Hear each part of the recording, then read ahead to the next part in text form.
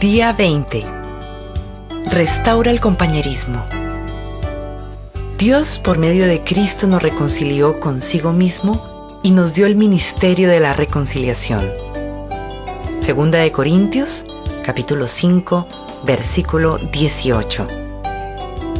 Siempre es valioso restaurar relaciones.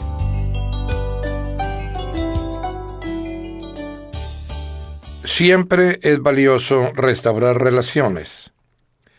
Como la vida se resume en aprender a amar, Dios quiere que valoremos las relaciones y nos esforcemos por mantenerlas, en lugar de descartarlas siempre que se produzca una división, un disgusto o conflictos. De hecho, su palabra nos dice que Dios nos ha dado el ministerio de restaurar relaciones. Por lo tanto, gran parte del Nuevo Testamento se ocupa de la enseñanza de cómo tratarnos mutuamente.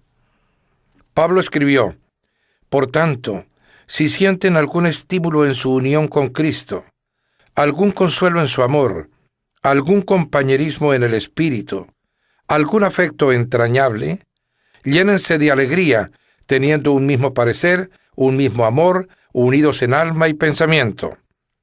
El apóstol nos enseñó que la capacidad de llevarnos bien entre nosotros es señal de madurez espiritual. Como Cristo quiere que su familia sea conocida por el amor que sienten unos por otros, el compañerismo roto es un mal testimonio para los incrédulos. Por eso Pablo sentía tanta vergüenza de los miembros de la iglesia de Corinto. Ellos se dividían en facciones de distinta tendencia y hasta se demandaban a juicio. Por eso escribió: digo esto para que les dé vergüenza. ¿Acaso no hay entre ustedes nadie lo bastante sabio como para juzgar un pleito entre creyentes?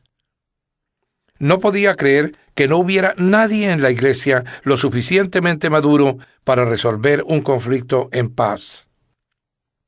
En la misma carta dijo: les suplico, hermanos, en el nombre de nuestro Señor Jesucristo, que todos vivan en armonía y que no haya divisiones entre ustedes, sino que se mantengan unidos en un mismo pensar y en un mismo propósito. Si quieres la bendición de Dios en tu vida y que te conozcan como su hijo, debes aprender a ser pacificador. Jesús dijo: dichosos los que trabajan por la paz, porque serán llamados hijos de Dios. Fíjate que Jesús no dijo: dichosos los que aman la paz, porque todos la amamos. Tampoco dijo: dichosos los pacíficos, que nada los perturba. Al contrario, afirmó: dichosos los que trabajan por la paz, los que activamente procuran resolver los conflictos. Los pacificadores son difíciles de encontrar porque la pacificación es una tarea difícil. Como fuimos creados para formar parte de la familia de Dios, y el segundo propósito de nuestra vida en la tierra es aprender a amar y relacionarnos con otros, trabajar por la paz es una de las habilidades más importantes que podemos desarrollar. Por desgracia, a la mayoría de nosotros nunca se nos enseña cómo resolver conflictos. Trabajar por la paz no es evitar los conflictos. Huir de los problemas, aparentar que no existen o tener miedo de hablar de ellos es cobardía. Jesús, el príncipe de paz, nunca tuvo miedo al conflicto. En cierta ocasión hasta lo provocó para bien de todos. A veces necesitamos evitar los conflictos, otras necesitamos crearlos, y aún otras resolverlos. Por eso debemos orar pidiendo la guía continua del Espíritu Santo. Trabajar por la paz no es apaciguar, siempre cediendo, dejándonos pisar, permitiendo que los demás nos pasen por encima. No es lo que Jesús tenía en mente. Él se negó a ceder en muchos asuntos. Se mantuvo firme en su posición frente a la oposición del mal. ¿Cómo restaurar una relación? Como creyentes, Dios nos ha llamado a restablecer nuestras relaciones unos con otros.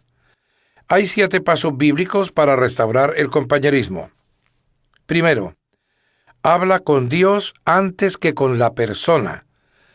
Conversa con Dios acerca del problema. Si oras sobre el conflicto antes de ir con el chisme a un amigo, descubrirás que tú o la otra persona cambian de parecer sin ayuda de nadie. Nuestras relaciones serán mejores si oramos más por ellas.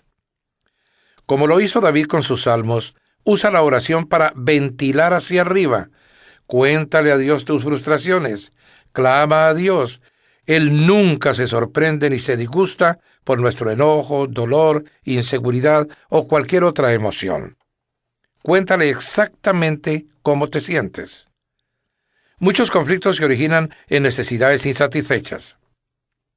Algunas de ellas solo pueden ser satisfechas por Dios.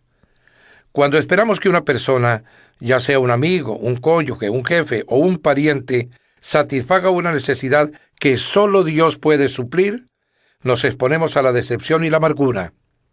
Nadie puede satisfacer todas nuestras necesidades. Solo Dios puede hacerlo. Como bien señaló el apóstol Santiago, muchos de nuestros conflictos obedecen a la falta de oración. ¿De dónde surgen las guerras y los conflictos entre ustedes? Desean algo y no lo consiguen.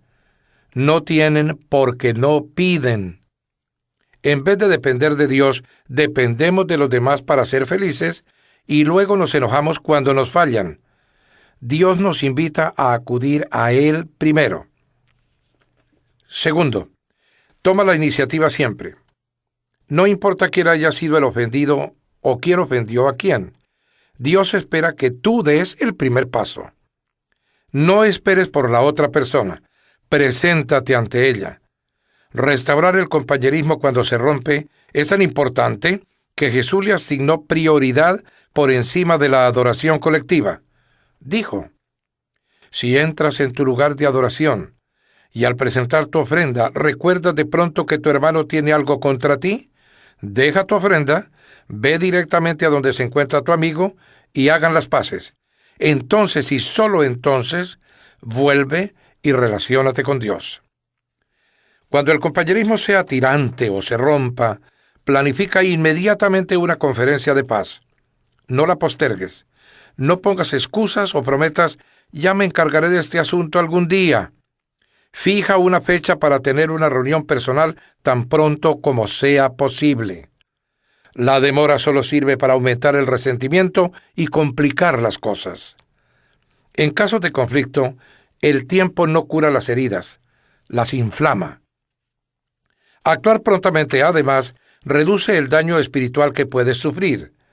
La Biblia dice que nuestros pecados, incluyendo los conflictos no resueltos, impiden nuestra comunión con Dios y que nuestras oraciones sean contestadas, además de hacernos sentir muy desgraciados.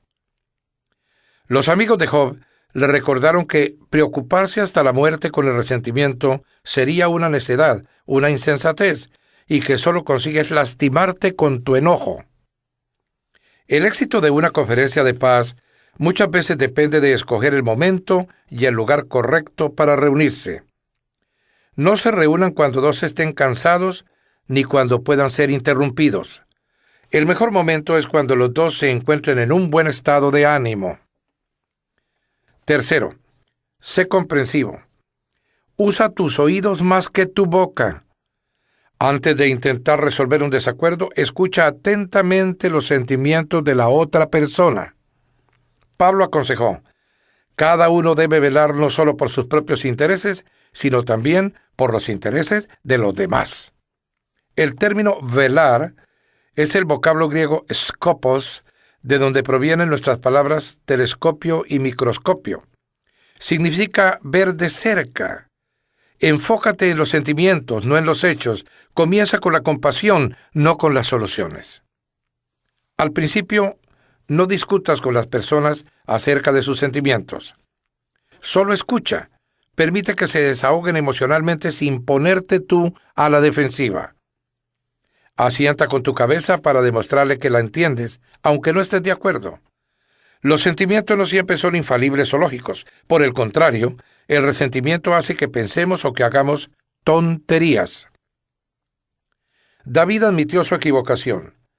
Cuando mis pensamientos estaban llenos de amargura y mis sentimientos estaban heridos, Fui tan estúpido como un animal.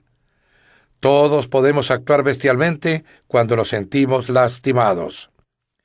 Por el contrario, la Biblia dice, el buen juicio hace al hombre paciente. Su gloria es pasar por alto la ofensa.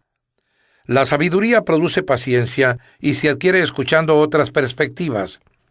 Cuando escuchamos, le decimos a la persona, valoro tu opinión, me interesa nuestra relación y me importas tú. Es cierto, me importa saber lo que sabe un amigo porque me importa mi amigo. Para restaurar el compañerismo debemos agradar al prójimo para su bien con el fin de edificarlo. Aguantar con paciencia el enojo de los demás es un sacrificio, sobre todo si no tiene fundamento. Pero recuerda, eso fue lo que Jesús hizo por ti. Soportó el enojo malicioso e infundado para salvarte, porque ni siquiera Cristo se agradó a sí mismo, sino que, como está escrito, sobre mí han recaído los insultos de tus detractores. 4. Si realmente te interesa restaurar una relación, debes comenzar admitiendo tus propios errores o pecados. Jesús dijo que debes sacar primero la viga de tu propio ojo, y entonces verás con claridad para sacar la astilla del ojo de tu hermano. Como todos tenemos un punto ciego, puede ser necesario pedirle ayuda a un tercero para que te ayude a evaluar tus propias acciones antes de reunirte con la persona con quien tienes un conflicto. Pídele a Dios que te muestre tu parte de culpa en el problema. Pregúntale, ¿soy yo el problema? ¿Soy poco realista, insensible o demasiado sensible? La Biblia dice que si decimos que estamos libres de pecado, lo único que conseguimos es engañarnos. La confesión es una herramienta muy poderosa para la reconciliación. A veces la manera en que tratamos un conflicto produce un daño mayor que el problema original. Cuando comenzamos por reconocer con humildad nuestras equivocaciones, el enojo de la otra persona se apaga y la desarmas, porque posiblemente esperaba que estuvieras a la defensiva. No te excuses ni culpes al otro. Reconoce con sinceridad la parte que te corresponde en el conflicto. Asume la responsabilidad que te corresponde por tus errores y pide perdón. 5. Ataca al problema, no a la persona. No es posible arreglar el problema si lo que te interesa es encontrar quién tuvo la culpa. Debes optar por una u otra. La Biblia dice, la respuesta amable calma el enojo, pero la agresiva echa leña al fuego. Si estás enojado, nunca lograrás persuadir a la otra persona. Elige tus palabras con mucho cuidado. Una respuesta amable es siempre mejor que el sarcasmo. Al resolver conflictos, la manera en que se dicen las cosas es tan importante como lo que se dice. Si eres agresivo, tus palabras se recibirán a la defensiva. Dios nos dice, a la persona sabia y madura se le conoce por su inteligencia. Cuanto más agradables sus palabras, más convincente es la persona. Ser fastidioso nunca sirve. No podemos ser convincentes cuando somos ásperos. Durante la Guerra Fría, ambas partes acordaron que algunas armas de guerra eran tan destructivas que nunca deberían usarse.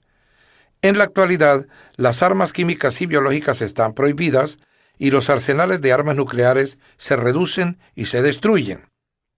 Para salvar el compañerismo, es necesario destruir nuestro arsenal de armas nucleares relacionales. La desaprobación, el menosprecio, las comparaciones, las etiquetas, los insultos, la condescendencia y el sarcasmo. Pablo lo resume de la siguiente manera: eviten las palabras dañinas. Usen solo palabras constructivas que sirvan para edificación y sostén, para que lo que digan haga bien a quienes escuchan. 6. Coopera tanto como puedas. Pablo dijo, en cuanto dependa de ustedes, vivan en paz con todos. La paz siempre tiene un precio. Puede costarnos nuestro orgullo. A menudo nos cuesta nuestro egoísmo. Por amor al compañerismo, haz lo mejor que puedas para llegar a un compromiso, para adaptarte, para optar por lo que la otra parte prefiere. Una paráfrasis de la 7ª bienaventuranza de Jesús lo expresa así: ustedes son benditos cuando son capaces de mostrar a la gente cómo cooperar en lugar de competir o luchar. Entonces pueden descubrir quiénes son realmente y cuál es su lugar en la familia de Dios. 7. Haz hincapié en la reconciliación, no en la solución. No es realista esperar que todos nos pongamos de acuerdo en todo. La reconciliación se enfoca en la relación, mientras que la resolución se concentra en el problema. Cuando nos concentramos en la reconciliación, el problema pasa a un segundo plano de importancia y hasta puede tornarse irrelevante. Podemos restablecer una relación incluso sin haber podido resolver nuestras diferencias. Los cristianos solemos tener, con toda legitimidad, desacuerdos francos y opiniones distintas, pero podemos discutir sin ser desagradables. El mismo diamante, visto de diferentes ángulos, parece distinto. Dios quiere la unidad, no la uniformidad, y podemos caminar juntos del brazo sin ver todas las cosas de la misma forma. Eso no quiere decir que debamos desistir de encontrar una solución. Puede ser necesario que continuemos discutiendo y hasta debatiendo, pero siempre en un espíritu de armonía. La reconciliación consiste en enterrar el arma, no el asunto. ¿A quién debes contactar como resultado de haber escuchado esta enseñanza? ¿Con quién necesitas restaurar el compañerismo? No lo postergues ni un segundo. Haz una pausa ahora mismo y conversa con Dios por esa persona. Luego toma el teléfono y comienza el proceso. Estos 7 pasos son sencillos, pero no fáciles. Restaurar una relación exige mucho esfuerzo. Por eso Pedro nos exhorta a esforzarnos por vivir en paz unos con otros. Pero cuando trabajas por la paz, haces lo que Dios haría. Por eso Dios llama pacificadores a sus hijos.